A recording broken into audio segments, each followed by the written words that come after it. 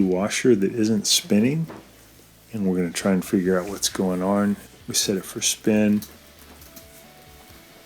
and we're not getting any kind of result. You can hear the drain going, but it won't start spinning. So we're going to test a couple of things.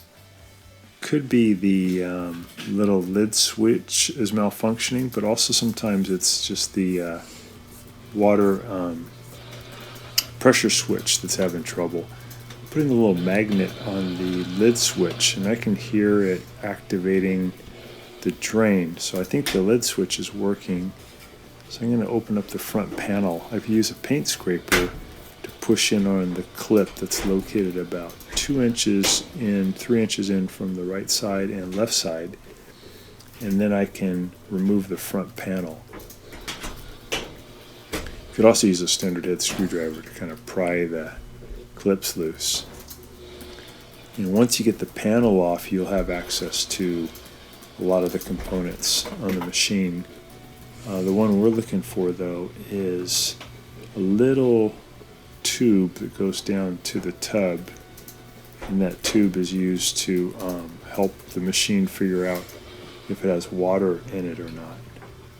So we're putting the paint scraper in on those two sides, and we'll pull that front panel off. Here's the tub.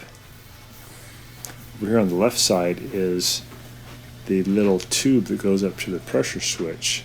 Sometimes they get full of detergent and dirt, and they don't send the right amount of air pressure up to the pressure switch, and then the machine won't be able to go to spin.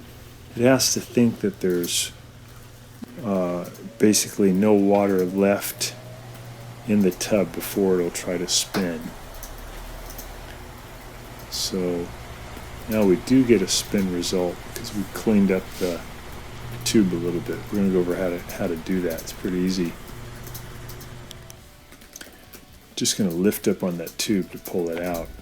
I should be able to blow on that tube and hear the pressure switch clicking.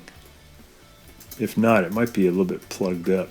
So if you have like a straightened coat hanger or a long skinny screwdriver or a pipe cleaner, you can put it in that tube and you can try to get some of that debris out. So this one had just a bunch of junk that had somehow worked its way from the tub up into the tube over the years. Kind of clogged it up. I'm also looking at where the tube hooks up, making sure that's not all full of junk. So I'm using a little dental tool to get in there and clean that stuff out. And it doesn't take a whole lot to cause the wrong signal to be sent to the pressure switch. It basically has to know that there's no air pressure going up through that tube because there's no water in the tub, and then it'll let it go to spin. If it thinks there's water in the tub, it won't go to spin because that could actually damage, the weight of the water could damage the tub and the mechanism. So I'm cleaning out that tube, and we just put that tube back on, and you're ready to go.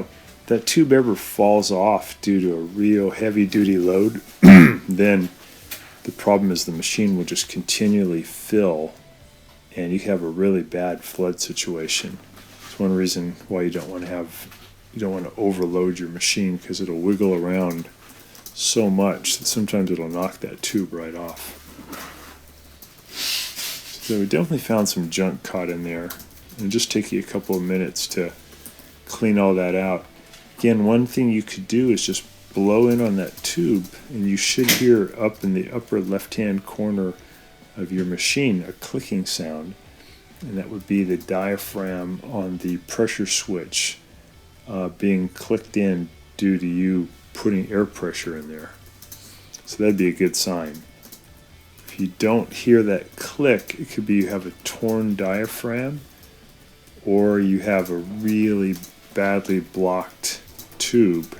And either way, you got to take care of that, because if the machine can't tell how much water is in there, it could either overfill, or in this case, it won't go to spin. So I put the tube back on after I cleaned everything and put it all back together. I'm going to take it for a test to see if it's going to spin okay. These only go to spin if you have the lid closed for safety's sake.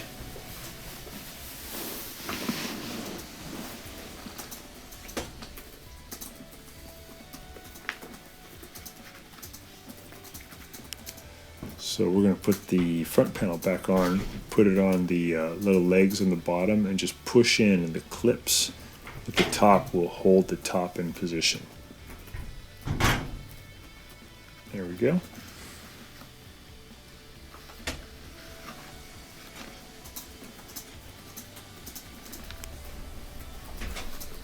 So we set it for spin.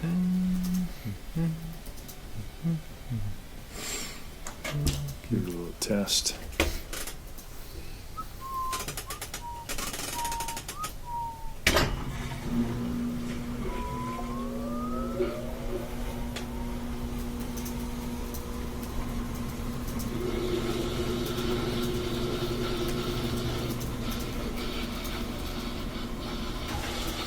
There we go. So it's back working because it can tell now that there's no water in there. So it'll allow it to go to spin. Always good to test it a couple of times just to make sure you got it. And then when we open it, it's spinning really fast. Good. Interesting, huh?